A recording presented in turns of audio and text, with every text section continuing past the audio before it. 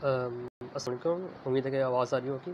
मैंने आज ये वीडियो बनाने मैं डिस्क्राइब कर सकूं कि इमर्जिंग टेक्नोलॉजीज़ किस तरह काम करती हैं आपस में। हमें यूजुअली पता होता है कि किस तरह एक फील्ड जैसे आर्टिफिशियल इंटेलिजेंस है वो किस तरह काम कर रही है, but we don't usually know कि भाई AI किस तरह जो है ब्लॉकचेन के साथ काम कर रही है, या ब्लॉकचेन किस तरह AI के साथ काम कर रही है, साइबर सिक्योरिटी के साथ काम कर रही है। तो ये इमर्जिंग टेक्नोलॉजीज़ में हमारे पास आती हैं cloud computing, artificial intelligence, data science, quantum computing and blockchain और डिजिटल मार्केटिंग। तो ये 6 कोई फील्ड्स हैं जो साइबर सिक्योरिटी। तो ये 6 कोई फील्ड्स हैं जो इमर्जिंग टेक्नोलॉजीज़ में हैं, but we don't really know कि भाई कि कौन सी टेक्नोलॉजी जो है किसके साथ इंटरेक्ट करती है, किस तरह करती है most of the time. So expert बनना ज़रूरी है, but it is good to know कि भाई किस तरह काम करती है। अच्छा, तो ये वीडियो डॉक्यूमेंटेशन कर रहा हूँ मैं कि किस तरह ये करती है। तो अच्छा, हम शुरू करते हैं starting from the artificial intelligence. Artificial intelligence है क्या, क्या करती है, किस तरह करती है। आर्टिफिशियल इंटेलिजेंस में बहुत सारी चीज़ें हैं। यह इट्सेल्फ एक बहुत बड़ी ब्रॉड फील्ड है। इसके अंदर कंप्यूटर विजन आ जाता है, साथ आ जाते हैं नेचुरल लैंग्वेज प्रोसेसिंग आ जाती है, एक्सपर्ट सिस्टम्स आ जाती हैं, और सिंबॉलिक सिस्टम्स आ जाते हैं, और इस तरह की चीज़ आती है। तो क्या है कि अब आर्टिफिशियल इंटेलिजेंस हम देखते हैं ब्लॉकचेन के साथ किस तरह काम करती है। ब्लॉकचेन के साथ इस तरह करती है कि ब्लॉकचेन जो है ब्लॉकचेन काम करती है विद द ब्लॉकचेन काम करती है, स्मार्ट कॉन्ट्रैक्ट्स होते हैं इस ब्लॉकचेन के अंदर। Blockchain mutable immutable data type something है।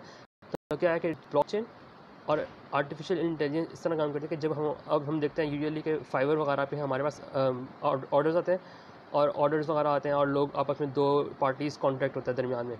तो अब क्या होगा in the future, in the near future, दोनों पार्टीज़ का कॉन्ट्रैक्ट स्मार्ट कॉन्ट्रैक्ट के बेस के ऊपर जो डिसीजन मेकिंग होगी वो डिसीजन मेकिंग करेगा हमारा AI जो है हमारा डिसीजन करेगा।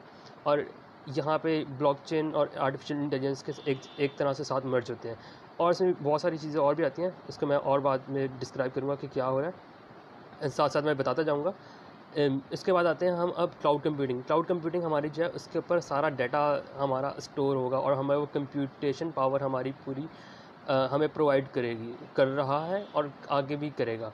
इसके साथ और भी कुछ चीज़ें होंगी, but for the time being ये इम्पोर्टेंट है हमारा समझना कि भाई क्लाउड कंप्यूटिंग हमें डिफरेंट सर्विसेज प्रोवाइड कर रहा है, और साथ हमें जो है डाटा स्टोरेज प्रोवाइड कर रहा है, और डिफरेंट और चीज़ें इस तरह की। अच्छा, अब जो क्लाउड कंप्यूटिंग है वो इस तरह है कि हमारा जो AI मॉडल ट्रेन होना है, जब वो होस्ट होना है, वो होना है ऑन क्लाउड।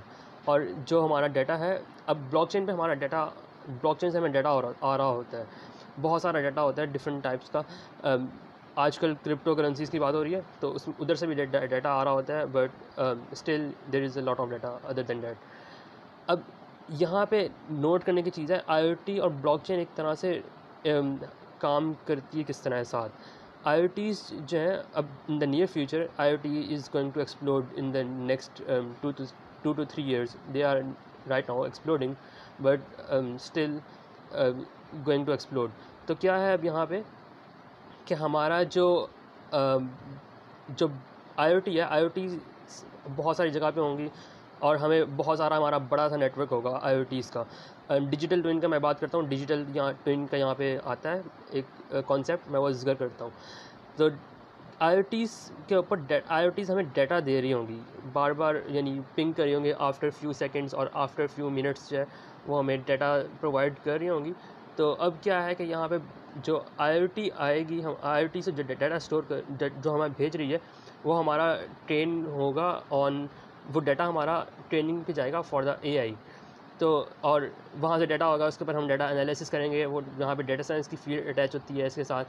फिर अब क्या होगा, यहाँ पे जो हमारा जो IoT से डाटा आ रहा है उसको हमने म्यूटेबल, वो हमारा होगा वो। अच्छा, यहाँ पे जो है ना, जो IoT से डाटा आ रहा है वो क्या होगा कि हमने उसको स्टोर करना है इनटू क्लाउड, और लेकिन हमने ये भी करना है, कंफर्म करना है कि भाई वो डाटा हमारा करप्टेड डाटा ना हो। करप्टेड डाटा इसलिए ज़रूरी है नहीं हो क्योंकि कल को अगर हम उसी डाटा के ऊपर ट्रेनिंग करते हैं अपने मॉडल की, तो मॉडल हमारा करप्टेड होगा, एआई का मॉडल जो है। तो हमारा एआई का मॉडल करप्टेड होगा तो वो हमारे नेक्स्ट डिसीजन मेकिंग जो हम कर रहे होंगे उसके अंदर मसला करेगा। अच्छा, अब यहाँ पे जो है यहाँ पे आते हैं फेडरेटेड लर्निंग, यहाँ पे होमोमॉर्फिक इंक्रिप्शन आती है और ब्लॉकचेन आती है। ब्लॉकचेन इस तरह आती है यहाँ पे कि भाई IoTs जो है, IoT डिवाइसेस को हम हमारी वो ब्लॉकचेन के नेटवर्क पे हम उनको डिप्लॉय करेंगे, ताकि हमारे नेटवर्क के अंदर जो है सिर्फ वही हमें डाटा प्रोवाइड करें। अदर देन डैट कोई आके हमारे IoT डिवाइस को करप्ट करके हमारे उसमें कोई गलत डाटा ना प्रोवाइड करे, ताकि हमारा कल को मॉडल ख़राब ना हो, ताकि हमारा कल बिजनेस सही रहे। तो ये चीज़ें होंगी। इसके अलावा यहाँ पे क्वांटम कंप्यूटिंग का भी अटैच होता है। क्वांटम कंप्यूटिंग इस तरह अटैच होती है क्योंकि क्वांटम कंप्यूटिंग हमें सिक्योर इंक्रिप्शंस प्रोवाइड कर रही होगी, और ताकि हमारा जो भी IoTs और हमारी ब्लॉकचेन है वो मोर सिक्योर रहे। जैसे अब बिटकॉइन का अगर हम देखें तो बिटकॉइन का कंसेंसस, बिटकॉइन का एल्गोरिथम अगर हम नोट करें तो उसमें क्या होता है कि जैसे ही हमारी कंप्यूटिंग पावर, हैश रेट होता है I think so, computing power जैसे ही वो बढ़ जाती है तो ऑटोमेटिकली क्या होता है कि हमारी कंप्यूटिंग पावर जैसे ही बढ़ जाती है तो वो उस ऑटोमेटिकली अपना डिफ़िकल्टी रेट बढ़ा देता है, हैश रेट ऑटोमेटिकली इंक्रीज़ कर देता है।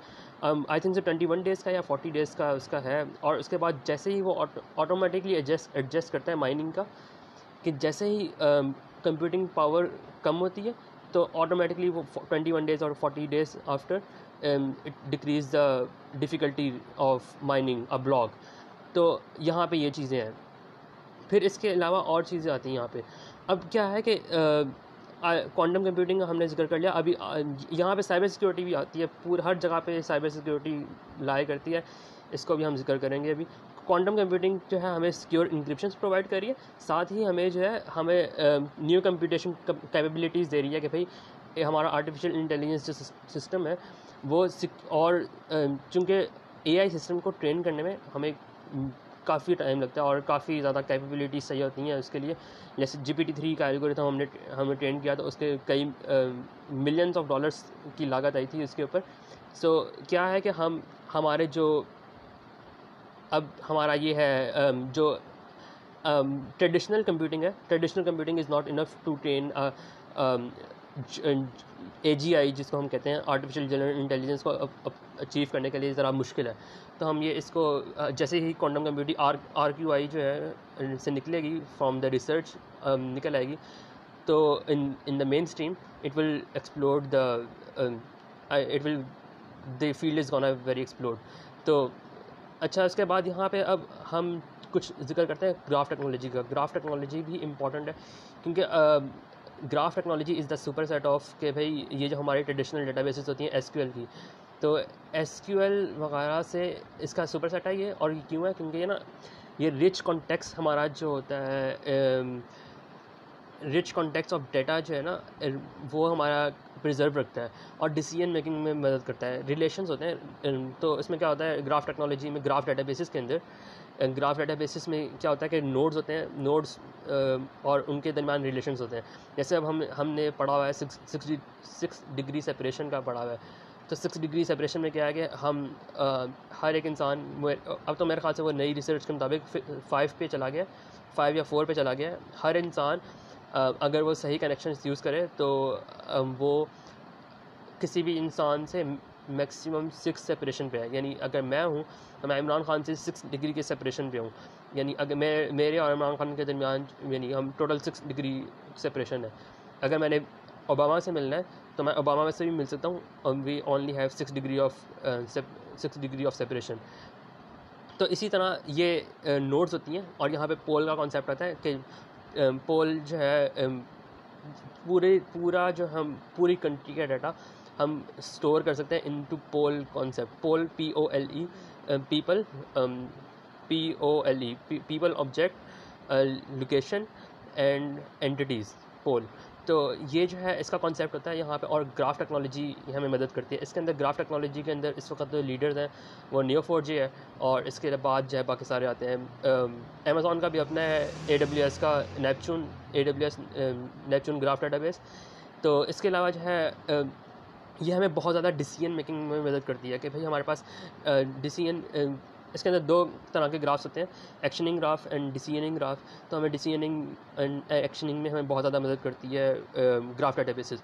तो ये सारे मदद करती हैं with the context of AI, connect होते हैं एआई के साथ और डेटा साइंस के साथ, ताकि हम जो डिसीजंस करने हैं वो हम फ़ौरन से कर सकें, आराम से तेज़ी से कर सकें। और ये अब क्या होगा in in the very recent futures. अभी आजकल लास्ट कोर्स पढ़ाया था न्यूयॉर्क यूनिवर्सिटी, हाँ न्यूयॉर्क यूनिवर्सिटी जो है उधर पढ़ाया था, और इसके अंदर energy models and graph models का, ग्राफ एआई मॉडल्स की मैं बात करूँगा, तो graph energy models and AI models का पढ़ाया था उन्होंने।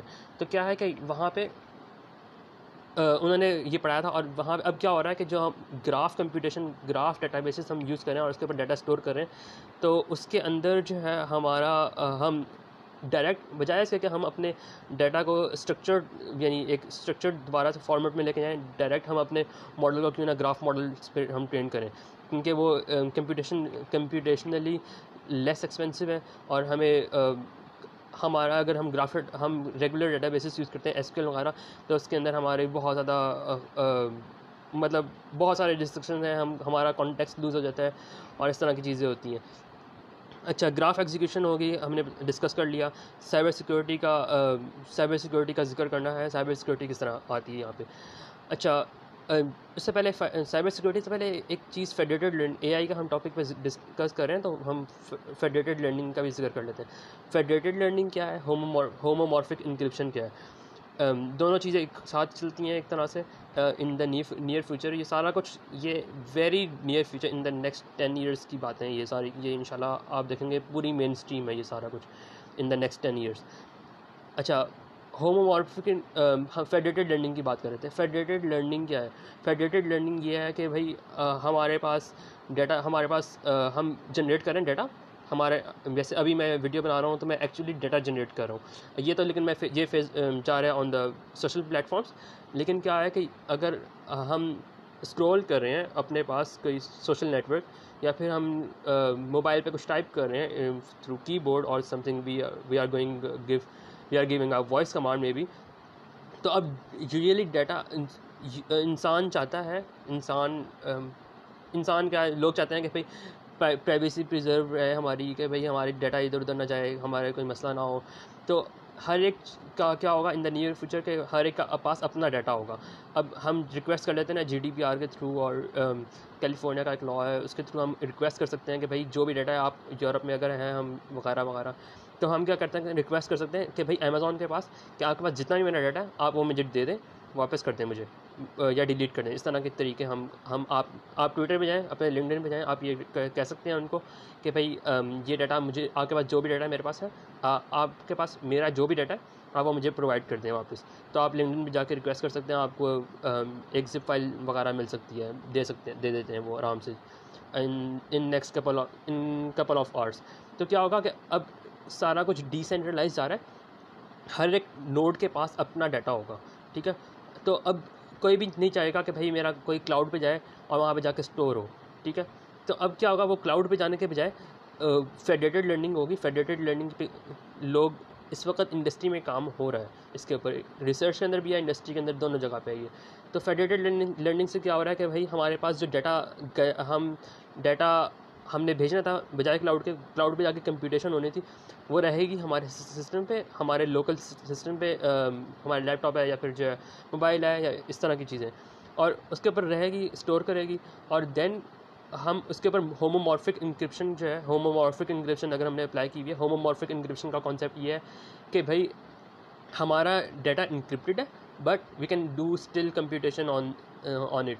तो इंक्रिप्शन होने के बावजूद हम उसके ऊपर कंप्यूटेशन कर रहे हैं, यानी लेट्स से कि ट्रेनिंग हमने करनी है अपने एआई मॉडल की, तो हम होमोमॉर्फिक हमें इंक्रिप्शन की भी है, but still we can train our model. तो ये चीज़ हो गई। फेडरेटेड लर्निंग ये है कि भाई हर एक नोड के पास अलग अलग पड़ा हुआ है डाटा। अब बजाय इसके कि भाई वो सेंट्रलाइज जाके हम करें उसको, फिर सारा कुछ हम प्रोसेस करें, हम हर एक के पास जो डाटा पड़ा हुआ है उसके सिस्टम के ऊपर ही ट्रेनिंग होगी। इसके ऊपर बहुत अच्छा काम कर रहे हैं ओपन माइंड.org।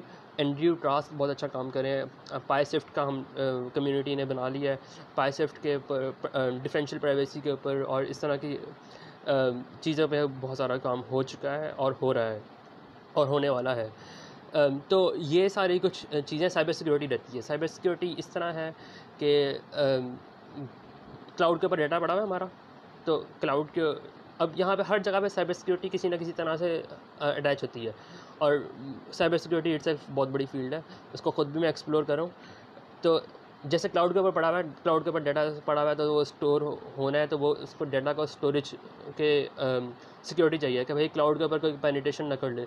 कोई किसी ने पेनिट्रेशन कर ली तो फिर कल का मसला हो जाएगा कि भाई वो डाटा लेट से हेल्थ केयर डाटा है, तो होमोमॉर्फिक एन्क्रिप्शन में भी आता है कि भाई कोई पेशेंट अपना डाटा नहीं देना चाहता किसी को कि भाई कल को कोई मेडिकल रिकॉर्ड्स ना लीक हो जाए। तो हर एक सिस्टम के ऊपर ही कंप्यूटेशन होगी और वो कंप्यूटेशन जो है हम यूज़ कर सकते हैं इनटू समवेयर एल्स। तो इसके अलावा जो है इसके अलावा ये है, हम साइबर सिक्योरिटी की बात कर रहे थे। साइबर सिक्योरिटी क्लाउड के ऊपर हमें सिक्योरिटी चाहिए, ज़ीरो ट्रस्ट सिक्योरिटी। अब भाई पासवर्ड लेस चला गया है। माइक्रोसॉफ्ट ने जो यूज़ कर रहा है एक्टिव डायरेक्टरी हम यूज़ करके माइक्रोसॉफ्ट ज़ीरो ट्रस्ट सिक्योरिटी हम यूज़ कर रहे हैं। इसके अलावा एक और है कि मैजिक लिंक है, I think so magic link है, जिससे क्या होता है कि भाई पासवर्ड की ज़रूरत ही नहीं है, पासवर्ड क्या देना ही नहीं है हमें, पासवर्ड सिक्योरिटी की ज़रूरत ही नहीं पड़ेगी। इसके अलावा जो है हम अगर देखें ब्लॉकचेन साइड पे अगर हम साइबर सिक्योरिटी की बात करें, भाई ब्लॉकचेन किस तरह करते हैं, तो data science and cyber security and blockchain एक बहुत ज़बरदस्त कम्बिनेशन है। किस तरह कि भाई ब्लॉकचेन के ऊपर डेटा स्टोर होने, डेटा एनालाइज करना है डेटा साइंटिस्ट वगैरह ने, और फिर मशीन लर्निंग इंजीनियर्स हैं, उन्होंने AI मॉडल्स वगैरह बिल्ड करने हैं। अब साइबर सिक्योरिटी का यहाँ पे इस तरह आता है कि जो स्मार्ट कॉन्ट्रैक्ट्स हैं या ब्लॉकचेन एनालिस्ट जिनको कह सकते हैं, I think so blockchain analyst कहते हैं। तो ब्लॉकचेन एनालिस्ट जो है उन्होंने ध्यान रखना है कि भाई हमारी ब्लॉकचेन टेम्पर ना हो।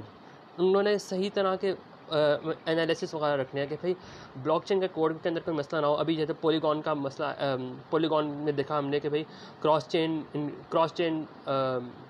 एनालिसिस नहीं, क्रॉस चेन इंक्रिप्शन क्या था लफ्ज़, क्रॉस चेन जो ट्रांजैक्शन वगैरह हैं उनके अंदर जो है मसले आए थे और उन्होंने ब्लॉकचेन हैक कर ली थी पॉलीगॉन की। इसी तरह इससे पहले भी चेन लिंक वगैरह के साथ में आई थिंक सो मसला हुआ था ये। तो जो ये सारी चीज़ें हैं उनको भी ब्लॉकचेन के साथ जो करेगा तो बड़ा ज़बरदस्त कम्बिनेशन आएंगे। तो ये हमें बहुत अच्छी बात है कि हमें स्पेशलाइज होना चाहिए in a single field, but we to take a bigger perspective it is good to know कि भाई कि किस तरह ये सारी चीज़ें आपस में काम कर रही हैं, ताकि द नेक्स्ट फीचर जो कमिंग फीचर है वो हमें समझ आ जाए। इसमें मैं एक और छोटी सी एग्जांपल मेरे जहन में अभी आई है, तो टेस्ला के हम एग्जांपल ले लेते हैं। टेस्ला क्या है कि टेस्ला वो GBs ऑफ डाटा जनरेट कर रही है per second. They are literally each car is generating GBs of data at single second. तो क्या है कि वो जो GBs ऑफ डाटा हम स्टोर कर रहे हैं वो भेज नहीं सकते हम उसके ऊपर इनटू क्लाउड और समथिंग। बड़ा मुश्किल है भाई, GBs ऑफ डाटा बड़ा हैवी इंटरनेट चाहिए, उसके लिए 5G आ रहा है, but still it is pretty heavy data. कि भाई एक फ्लीट है, लेट्स से कि हज़ारों की फ्लीट है कार्स की, और अब वो पूरा डाटा भेज रही है, उसके लिए अलग से डाटा सेंटर खड़े करने, उसके लिए पूरी सिक्योरिटी खड़ी करनी, काफ़ी मुश्किल काम है ये।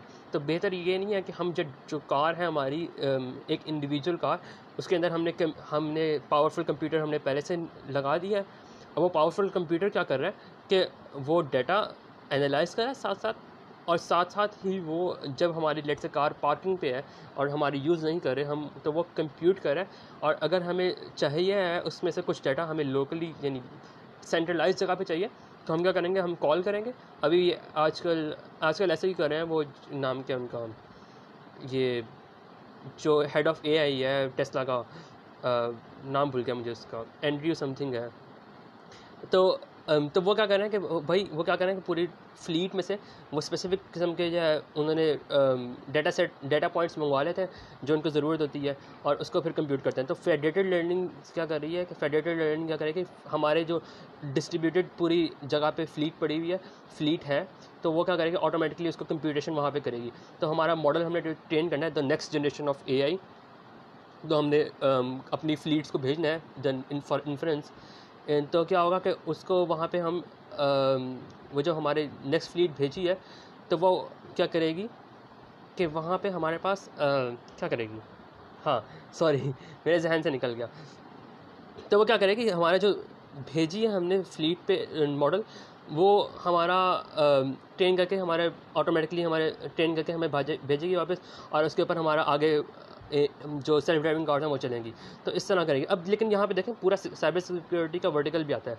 साइबर सिक्योरिटी इस तरह आती है कि भाई हमारी जो लोकली फेडरेटेड लर्निंग हमारी हम कर रहे हैं, तो हमारा जो डाटा आ रहा है वो ब्लॉकचेन भी आ सकती है। यहाँ पे ब्लॉकचेन इसलिए आ सकती है कि भाई हमारी जो लोकली डेटाबेस, हमारी जो टेस्ला की कार में पड़ा हुआ है डाटा, वो टेम्पर ना हो, वो ब्लॉकचेन इसको इनक्रिप्ट करेगी।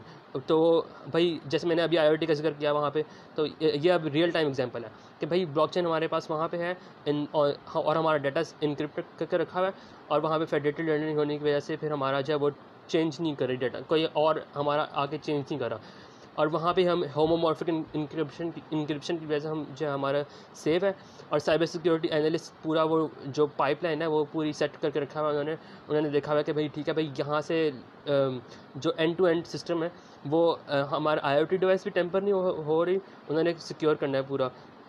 और हमारी जाना है वहाँ पे उधर तक क्या नाम है इनका, जो सेंट्रलाइज डेटाबेस है ओरेकल चेन लिंक यहाँ पे आती है। चेन लिंक पढ़िएगा इसको, चेन लिंक क्या है और इसको ज़रूर देखेगा। फिर यहाँ पे इसके अलावा और ग्राफ डेटाबेसेस का भी जिक्र आता है, इसलिए क्योंकि ग्राफ डेटाबेसेस क्या कर रही हैं कि भाई हमारे आगे ही हमारे पास खरीद के साथ ग्राफ क्या हो रहा है कि डिफरेंट नोड्स हैं, डिफरेंट नोड आपस में बात करेंगी। तो हम ग्राफ अगर Neo4j को आप स्टडी करें तो, या फिर ग्राफ डेटाबेसेस को सिंपली स्टडी करें तो डिफरेंट दो नोड्स हैं, उनके दरमियान रिलेशन है। मैं हूँ, मेरा कोई कुलीग है, तो वो मैंने उसके साथ इंटरेक्शन किया, तो आई इंटरेक्टेड विद हिम और कन्वर्स विद हिम और विद हर। तो ये एक इंटरेक्शन, ये हमारा ये नोड्स के दो नोड्स हैं, मैं हूँ और मेरा एक दोस्त है। तो हमारा we are in a friends is friend relationship. तो इस तरह ही सेम हमारे पोल का मैंने बताया था। तो पूरे हर चीज़ ग्राफ के अंदर, ग्राफ के कॉन्टेक्स्ट में आ रही है। तो यही सारी चीज़ें अब कार जो है, एक कार दूसरी कार से बात कर रही है, क्योंकि अब हम पूरा, अगर लेट्स से कि एक कार है टेस्ला की एग्जांपल ही हम ले रहे हैं, अभी सेल्फ ड्राइविंग कार में सबसे आगे वही हैं, तो हम उनकी एग्जांपल ले रहे हैं। तो टेस्ला ने क्या किया कि भाई यहाँ से भेजेगा, अगर वो भेजता है एक डिसीजन को फ्रॉम सिंगल पॉइंट, मतलब सिंगल पॉइंट से मुराद है कि एक कार है, उसने देखा कि भी आगे कुछ आ रहा है, अगर वो डिसीजन के लिए किसी सेंट्रलाइज डाटा जगह पे भेजेगी, सर्वर वगैरह पे, वहाँ से रिस्पॉन्ड आने में बहुत टाइम लगेगा। तो बेहतर ये नहीं है कि भाई दो कार अगर लेट से आपस में जा रही हैं, कहीं किसी इंटरसेक्शन पे मिलती हैं वो, और तो बेहतर है कि भाई आपस में ही वो कर लें, कन्वर्सेशन कर लें। क्योंकि अगर एक सेंट्रलाइज डेटाबेस पे जाए, किसी सेंट्रलाइज सर्वर पे जाएगा, फिर वहाँ से एक जगह पे फिर सारी जगह पे डिस्ट्रीब्यूट होगा, बहुत एक्सपेंसिव है ये। तो ये सारी चीज़ें कुछ हैं जो मेरी नज़र में थी। और क्वांटम कंप्यूटिंग है, क्वांटम कंप्यूटिंग के ऊपर RQI के ऊपर इतना ये लेटेस्ट है कि अभी इसके पेपर्स हैं सिर्फ, और ये किसी ने इसके ऊपर आर्टिकल वगैरह भी पब्लिश नहीं किया हुआ। आई होप सो कि मैंने सारा कुछ कवर कर दिया। ये एक वीडियो के तौर पे मैं चाह रहा था कि मैं इसको डॉक्यूमेंट कर दूं, और API, हर चीज़ API की तरफ जा रही है, API इकॉनमी फर्स्ट की तरफ जा रहे हैं, और उम्मीद है कि सब खैरियत होंगे। किसी ने कांटेक्ट करना हो मेरे से तो मेरी वेबसाइट पे कर सकता है, through website MR Asim Zahid MRASIMZAHID.github.io। तो ये मेरी वेबसाइट है, किसी ने करना हो वहाँ से कांटेक्ट कर सकते हैं। और I hope so this would be useful for a lot of people, because this is very latest and it is going to happen, it is already in the progress। हमें पाकिस्तान में तो एटलीस्ट लोग बात नहीं कर रहे इतना इसके ऊपर, लेकिन हम अगर इंटरनेशनल फॉर्म्स पे चले जाएं तो वहाँ पे बहुत ज़्यादा इसके ऊपर बातचीत हो रही है, और बहुत रिगरसली बात हो रही है। पूरा दिन क्वांटम कंप्यूटिंग के ऊपर हम बातचीत चल रही होती है कि भाई क्वांटम इंटेंगलमेंट्स क्या है, क्वांटम पोजिशनिंग क्या है, RQI किस तरह काम कर रही है, कि भाई ये सारी चीज़ें आपस में इंटरेक्शन किस तरह कर रही हैं, कल को बिज़नेस का क्या फ़ायदा होगा। ग्राफ टेक्नोलॉजी से 2-4 मिनट जिक्र करता हूँ कि क्या होंगे साइबर सिक्योरिटी के अंदर। तो एक तो सबसे ऑब्वियस है कि भाई ग्राफ टेक्नोलॉजी इस तरह मदद कर रही है graph in the cyber security realm कि भाई जो हमारे फ्रॉड डिटेक्शन में कि भाई किसी ने एक बैंक के साथ फ्रॉड किया तो वो नोड जो है रेड फ्लैग हो जाए कि भाई बाकी सारे नोड्स को पता चल जाए कि भाई ये मसला है और इस वाली नोड के साथ कोई इंटरेक्ट ना करे। सोशल सोशल क्या कहेंगे, सोशल जैसे सोशल क्रेडिट सिस्टम चाइना के अंदर आया हुआ है, चाइना ने लॉन्च किया सोशल क्रेडिट सिस्टम। सेम इसी तरह हर एक मुल्क जो है social credit system in the next coming years launch करेगा अपना अपना, जैसे भी उनको बेहतर समझ आती होगी। और हर एक कोई डाटा रिकॉर्ड कर रहा है, इसमें कोई शक नहीं है कि डाटा तो हर कोई रिकॉर्ड कर रहा है। इसके यहाँ पे डाटा तो रिकॉर्ड करा, अब इसके ऊपर डाटा की प्रोसेसिंग होनी है। और यहाँ पे एक और मैंने डिजिटल ट्विन का मैंने जिक्र करना था, मुझे ये लास्ट पॉइंट मेरे ख्याल से है कि डिजिटल ट्विन क्या है। अब हमारा डाटा ना, हम फेसबुक यूज़ करते हैं, गूगल यूज़ करते हैं और लिंक्डइन यूज़ करते हैं एंड मैनी मोर प्लेटफॉर्म्स। तो क्या है कि ये सारे प्लेटफॉर्म्स कर तो रहे हैं, हमारा इनके पास पूरा डाटा अवेलेबल है। आपको पता है कि 127 इंटरेक्शंस के ऊपर जो है हमारी फेसबुक है, जो फेसबुक के ज़्यादा हम 127 से ज़्यादा इंटरेक्शंस करते हैं, बट 127 इंटरेक्शंस के ऊपर या 127 क्लिक्स के ऊपर फेसबुक हमें बता सकता है कि हमारी पर्सनैलिटी क्या है, हमारा किस तरह का है, हम क्या करते हैं, हम पसंद क्या करते हैं, क्या नहीं पसंद करते हैं, हम क्या सोच रहे हैं, क्या हम अगले चंद दिनों में आने वाले सोचेंगे, अगले चंद सालों में क्या हम सोच रहे हैं। तो ये सारा कुछ डिजिटल ट्विन बनता है। मतलब डिजिटल ट्विन से मुराद है कि हम जो भी इंटरेक्शन कर रहे हैं with the internet, it is recording and there would be a digital twin of us graph databases की सूरत में, ग्राफ टेक्नोलॉजी की सूरत में। तो हम जिस चीज़ से इंटरेक्शन कर रहे हैं वो रिकॉर्ड हो रहा है, उसके ऊपर प्रेडिक्टिव एनालिसिस हो रहे हैं, उसके ऊपर सिमुलेटिव एनालिसिस हो रहे हैं। एक TCS जो इंडिया की है कंपनी, उन्होंने एक इसके ऊपर डिजिटल ट्विन की एक बहुत अच्छी एग्जांपल है, आप उसको पढ़ सकते हैं। डिजिटल ट्विन उनकी बिजनेस टीम ने बताया उनको कि भाई जो एनर्जी पावर प्लांट्स होते हैं, एनर्जी पावर प्लांट्स सेम होते हैं, सेम नहीं होते, हर एक एनर्जी पावर प्लांट वो डिफरेंट होता है from another, every single power plant is different from another. तो क्या है कि उनके पास उन्होंने इसके ऊपर बनाया कि भाई हर जगह पे IoTs अटैच की into power plant and they are recording different types of data. Noise का डाटा है हमारे पास, पिक्चर्स का डाटा है, सेंसर्स का डाटा है IoT की सूरत में, and tables and all this data types जो है डिफरेंट किस्म की डाटा टाइप्स हमारे पास हैं। अब वो डाटा टाइप्स जो हैं वो रिकॉर्ड हो रही हैं और उन्होंने एक इसका सिमुलेटिव डिजिटल ट्विन बना लिया इन द इलेक्ट्रॉनिक फॉर्म। अब उनको ज़रूरत नहीं है कि वो जाके एक फ़िज़िकल इन्वायरमेंट में जाके वो पूरी चेंजिंग करें। तो वो क्या करते हैं कि वो पहले से ही जो उन्होंने डिजिटल ट्विन बनाया है उसके अंदर वो चेंजिंग करते हैं। लेट्स से उन्होंने एक नई डिवाइस लगानी है या फिर उन्होंने एक नया सेक्शन बनाना है, तो वो उसके अंदर बनाएंगे और वहाँ से क्या करेंगे कि वो जो उन्होंने जो सेक्शन बनाया है, जो लेट्स से कि एक समझे कि इस तरह मैं समझाता हूँ कि उन्होंने पूरा पावर प्लांट सेटअप कर लिया, अब इसके अंदर एक नया डिपार्टमेंट खड़ा कर रहे हैं या फिर एक नई मशीन लगा रहे हैं या फिर कुछ एक नया सेटअप लगा रहे हैं।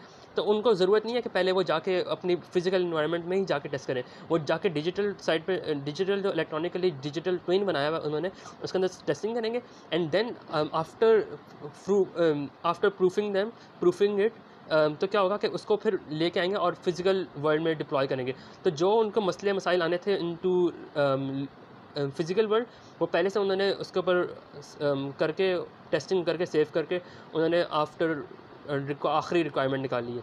तो उससे ये हो रहा है कि भाई पूरा जो है काफ़ी सारे पैसे बच गए। इसी तरह साइक्लोन वगैरह के ऊपर हाई परफॉर्मेंस कंप्यूटिंग के ऊपर बहुत ज़्यादा काम हो रहा है। तो यही डिजिटल ट्विन्स और सिमुलेशंस वगैरह हो रही हैं। यहाँ पे यही सेम कॉन्सेप्ट अगर आप ले जाएं कि भाई हम इंटरेक्शन करते हैं, हर एक इंसानों को ले जाएं हम इनटू कि भाई ग्रुप्स ले जाएं और क्राउड इंटेलिजेंस, स्वार्म्स ले जाएं। स्वार्म्स होती हैं, स्वार्म इंटेलिजेंस एक बहुत अपनी अंदर बहुत बड़ी फील्ड है, आर्टिफिशियल इंटेलिजेंस के अंदर साथ आती है ये। इसके ऊपर बहुत ज़्यादा काम हो रहा है, हुआ है बहुत 700+ एल्गोरिथम्स हमने सीखे हुए हैं इंसानों ने बनाए हुए हैं इसके ऊपर with the from the arts and all this. अच्छा, हम इसके ऊपर जिक्र करते हैं कि क्या है। अब सोशल मीडिया जो है, सोशल मीडिया जो है हमारे बहुत सारे रिकॉर्ड रख रहा है कि हम क्या इंटरेक्शन कर रहे हैं, किस तरह कर रहे हैं, हमारी जहन क्या कर रहा है, तो वो क्या करते हैं कि कोई भी लेट से कोई कल को मसला होना है ना, तो कल को मसला जो होना है तो उसके लिए वो पहले अपने सोशल नेटवर्क सिस्टम्स पे कुछ लॉन्च करते हैं, टेस्टिंग लॉन्च करते हैं, सिमुलेशंस लॉन्च करते हैं। उसके बाद जाके फिर ये सारा कुछ उसके बाद जाके ये क्या करते हैं कि जो किस तरह बताऊंगा मैं इसको, उसके बाद जाके ये एक्चुअली कोई कैंपेन लॉन्च करते हैं। अच्छा, यहाँ पे कैंपेन लॉन्च करने से क्या मुराद है? लेट्स से कि प्रेसिडेंशियल इलेक्शन हो रहे हैं, तो अगर फेसबुक फॉर हम समझ लेते हैं कि जैसे 2024 में अब बाइडन एंड जो भी होगा उनके इलेक्शन होंगे यूएसए के, तो जो इलेक्शन हो रहे हैं तो वो पहले से सिमुलेशन कर लेंगे। अच्छा भाई, ये पॉसिबल तरीक़ाकार है। अभी ये फेसबुक ऑफिशियली नहीं कर रहा, मतलब फेसबुक ने ऑफिशियली नहीं किया ये, लेकिन अगर हम देखें तो इन अंडरलाइन करंट्स तो ये सारा कुछ हो रहा है। और वो पहले से सिमुलेशन के भाई हमने एक स्पेसिफिक एरिया को टारगेट करना है। लेट्स से कि यूएस की मैं इलेक्शंस की बात कर रहा था, अगर हम पाकिस्तान के इलेक्शंस की बात कर लें कि हमने लाहौर को सिर्फ हम डिस्कस कर लें, या फिर न्यूयॉर्क को हमने न्यूयॉर्क का भी एक स्पेसिफिक एरिया हम कह लेते हैं कि मैनहट्टन की जिक्र कर लेते हैं। न्यूयॉर्क में मैनहट्टन में हम जो अगर हम जिक्र करें तो वहाँ पे जो है उन्होंने कोई सिमुलेशन लॉन्च करेंगे कि भाई वहाँ पे जो लोग रहते हैं, वहाँ पे इंटरेक्शन करते हैं, वहाँ पे आते जाते हैं, वहाँ पे जिनका बिजनेस है, जहाँ पे जो चीज़ें हैं, तो उनके साथ सोशल नेटवर्क के थ्रू वो उनकी पूरी पर्सनैलिटी के साथ चेंज कर सकते हैं पर्सनैलिटी। और इस तरह हुआ है ये नेट सिल्वर के ऊपर आप पढ़ सकते हैं, कैम्ब्रिज एनालिटिका का पढ़ सकते हैं, और इसके अलावा जो है और कौन है, अगर आप कैम्ब्रिज एनालिटिका ने एक लॉन्च भी की थी website, secret sauce I think so नाम है उसका। अगर किसी को ज़रूरत हो तो मुझे मैसेज करके ले सकता है, वो मुझे अब याद नहीं है। इसके ऊपर IBM ने एक लॉन्च की हुई थी अपनी वेबसाइट, उन्होंने डाउन कर लिया इन नवंबर एंड और दिसंबर उन्होंने जो है एक इस तरह का लॉन्च किया था कि भाई आप क्या करते हैं, अपना डाटा देते हैं, सिंपल आप ये खुद भी कर सकते हैं, अपना एक आर्टिकल लेट से आपने लिखा है, कुछ भी लिखा है, आप वो देंगे और उसका कहेंगे कि भाई कि ये एनालाइज़ करो, या फिर अपना ट्विटर अटैच कर देंगे, अपना फेसबुक अटैच कर देंगे वगैरह वगैरह। तो ये सारे डिफरेंट और फ्यू सोशल मीडिया अटैच कर देंगे आप, और कहेंगे कि भाई इसके ऊपर एनालाइज़ करो, वो आपको पूरी की पूरी पर्सनैलिटी आपकी निकाल के दे देगा। और ये बहुत जो है अगर आपने इसको टेस्टिंग करें तो बहुत ही वो जो है डिटेल से देते हैं। आप सोचेंगे ज़रा कि जो कैम्ब्रिज एनालिटिका या फिर इस तरह के प्लेटफॉर्म्स अभी जिनके पास थोड़ा सा डाटा है उसके ऊपर वो कर रहे हैं, लेकिन जिनके पास सोशल मीडिया वगैरह है उनके पास कितना heavy amount of data available है, और उसके ऊपर वो किस तरह की स्वार्म इंटेलिजेंस के एल्गोरिथम्स और कि पर्सनैलिटी के लिए और इस तरह की चीज़ें वो कर रहे हैं। ऐसा नहीं है कि वो नहीं कर रहे, ये सिर्फ बातें हैं कि नहीं करे। अगर कोई ये इस तरह के बहुत सारा कुछ हो रहा है दुनिया में, और इसका इस वक्त ज़रूरत यह है कि हम पढ़ें, और हमें बहुत ज़्यादा पढ़ने की ज़रूरत है इस वक्त, ताकि हम पढ़ के कुछ अपने लिए भी कर सकें और आवाम के लिए भी कुछ कर सकें। तो एट द एंड ये वक्त है कि हम इंतहा से ज़्यादा पढ़ें। जैसे RQI है, RQI बहुत ज़्यादा चेंज कर रही है। DeFi है, डिसेंट्रलाइज्ड फाइनेंस जो है दुनिया को बदल रहा है इन द नेक्स्ट 10 ईयर्स। आप लोग देख सकते हैं, आप लोग नोट भी किया होगा कि जो बैंक से इंटरेक्ट करते हैं, ATM card and all these credit card, debit card stuff, तो इंटरनेट बैंकिंग यूज़ करते हैं। तो क्या है कि कितना मुश्किल है कि भाई लेट्स से कि हमारा कोई कार्ड ब्लॉक हो जाता है या फिर कोई मसला आ जाता है, कोई बैंक हमने बैंक को पैसे दिए हैं and still we aren't able to get our money back at the right time, in the time we need it. तो ये जो है बड़े मसले हैं। तो क्या है कि डिसेंट्रलाइज फाइनेंस है कि भाई हर एक जो है दुनिया में हर एक के पास अपना बैंक होगा, हर एक अपना बैंक है, हर एक ने अपना खुद वॉलेट संभाल कर रखना है, संभाल कर रखेंगे ताकि वो आगे काम कर सकें। तो मेरे ख्याल से मैंने ये डॉक्यूमेंट करना था, ताकि मेरे पास डॉक्यूमेंट करना था, हाँ बस सिंपली सी बात है, ताकि ये मैं फ्यूचर के लिए डॉक्यूमेंट कर सकूँ और उसको मैं कहीं सेव कर सकूँ। तो मे भी आगे बात करेंगे फिर इंशाल्लाह, कभी हुआ तो ज़रूरत तो बड़ी, अगर कोई सवाल हो तो ज़रूर भेजिएगा ताकि मैं इसके ऊपर कुछ लिख सकूँ मैं भी। और किसी ने ब्लॉग वगैरह फॉलो करना हो, कोई मेरी वेबसाइट पे चले जाए, वहाँ से मेरी सारी इन्फॉर्मेशन मिल सकती है। और ठीक है, अस्सलाम वालेकुम, थैंक यू।